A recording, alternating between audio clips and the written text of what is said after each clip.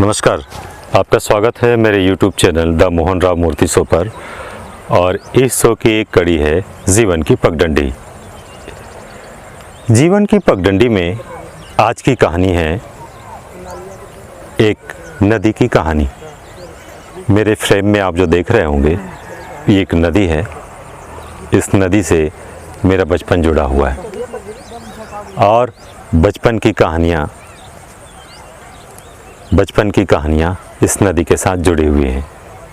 ये जो मेरा आप ड्रेस देख रहे हैं, शर्ट और नीला पैंट, ये मेरे स्कूल का ड्रेस था। और यही नदी के किनारे एक स्कूल है जिसका नाम है नवीन प्राथमिक पाठशाला। और इस प्राथमिक पाठशाला में मैंने अपनी प्राथमिक शिक्षा प्राप्त की है। इस स्कूल के बारे में एक कहानी है, वो ये कि मेरी माँ कहती थी कि स्कूल को बनाने के लिए पूरे मोहल्ले वालों ने सहयोग दिया और ये स्कूल बना और आज छोटी सी बिल्डिंग भी है जहाँ आज के बच्चे पढ़ते हैं। हम लोग जब इस स्कूल में पढ़ा करते थे तो दोपहर में छुट्टियाँ हुआ करती थीं। तो जब छुट्टियाँ हुआ करती थीं तो हम लोग चुपके से इस नदी पर आते थे और थोड़ी देर लंच के समय इस नदी से खेलकर घर स्कूल जाते थे। और जैसे ही स्कूल जाते थे वैसे ही स्कूल के गेट पर हेडमास्टर की छड़ी इंतज़ार कर रही होती थी और हेडमास्टर सब बच्चों के सर को छू के देखा करता था कि किसके सर गीले हैं। तो वो छड़ी उस बच्चे के लिए इंतज़ार करती थी इस नदी के कारण। बचपन में नदी उसकी यादों में होना बहुत बड़ी बात है। इस नदी के साथ एक हमारा बचपन का एक और कहानी जुड़ी हुई है। उस ज़माने में जब न टीवी था, न रेडियो था, न वीडियो गेम था, कुछ नहीं था। तो ये नदी शाम को 4 बजे हम लोग के खेलने की जगह थी। और यहीं कहीं आप जो देख रहे होंगे, यहीं कहीं एक रेत का टीला हुआ करता था जहाँ पर हम लोग उस रेत में फिसल पट्टी की तरह खेला करते थे। और शाम के समय जब 4 बजे के बाद कुछ देरी हो जाती थी तो फिर माँ की छड़ी हमारा इंतज़ार करती थी देर से आने के लिए। और शनिवार का जब समय होता था, शनिवार और इतवार, बहुत मुश्किल से माँ को मनाना पड़ता था कि माँ मैं भी नदी जाऊँगा नहाने। तब माँ हमें नदी नहाने के लिए भेजती थी। मेरी माँ कहती है कि हम लोग जब पानी नहीं था, पानी की कमी थी, तब यहीं इसी नदी का पानी, झरिया का पानी हम लोग पिया करते थे। और बचपन में और एक यादें थी हमारे लिए।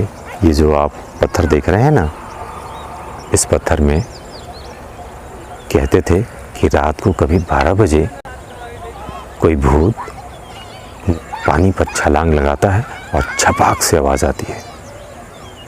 और यही एक डरावनी कहानियाँ भी हुआ करती थी, शायद इसलिए भी कि हम रात को इस नदी पर ना आए,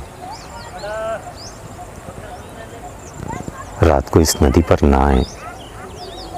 बचपन में बहुत सी कहानियाँ हैं इस नदी पर हम लोग। और इस नदी के रेत पर हमारी बचपन की कहानियाँ छिपे हुई हैं। अब इस नदी में रेत नहीं है।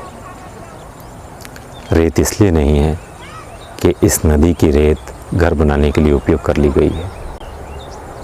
और ये नदी लगभग अब नदी नहीं रह गई।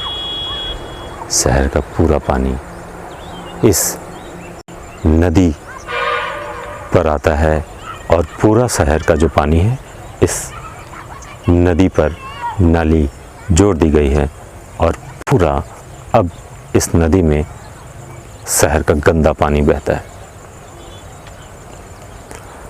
मुझे लगता है कि मैं इस नदी का हत्यारा हूँ। क्योंकि इस नदी में मेरे घर का भी पानी नाली में जुड़ता है और वो नाली इस नदी में जुड़ती है और नदी अब बेरंग हो गई है। मुझे लगता है कि मैं हत्यारा हूँ इस नदी का। मैंने अपने बच्चों के बचपन में ये नदी को नहीं दे पाया और मुझे लगता है आप भी महसूस करते होंगे कि आप भी अपने बच्चे के बचपन में ये नदी को नहीं दे पाए। उनकी यादों में ये जुड़ा होता तो लगता है मुझे कि वो बच्चा भी याद करता जैसे मैं अपने बचपन की बातें इस नदी के तट पर आकर आज याद कर रहा हूँ। कभी लगता है कि इस शहर को बदरंग कर दिया गया है। जब कोई हमारे यहाँ आता है तो देखता है कि इस शहर में पहाड़ है और इस शहर के बीचों बीच नदी बहती है। जब इस नदी में उतरता होगा, देखता होगा वो आदमी, तो कहता होगा कि हत्यारे हैं लोग इस नदी के। मैं भी महसूस करता हूँ कि मैं भी हत्यारा हूँ इस नदी का। क्या कहेंगे आप? क्या आपको महसूस नहीं होता कि आप भी हत्यारे हैं इस नदी के?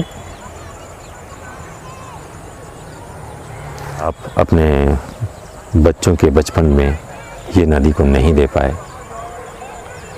मैं कहानी इसलिए भी शूट कर रहा हूँ कि आप इस स्टोरी को और आगे बढ़ाएं, बहुत सारे लोगों तक पहुँचाएं और उनके दिलों में ये बात जगनी चाहिए कि वे भी इस नदी के हत्यारे हैं। मुझे लगता है कि ये भाव हम सब में होगा तो शायद ये नदी जाग जाए, फिर से आने वाली पीढ़ी के बचपन में ये नदी हो। नाम नहीं पूछेंगे आप नदी का? दूध नदी। और इस शहर का नाम कांकेर। नमस्कार। नमस्कार, आपका स्वागत है मेरे YouTube channel the Mohan Rao Murthy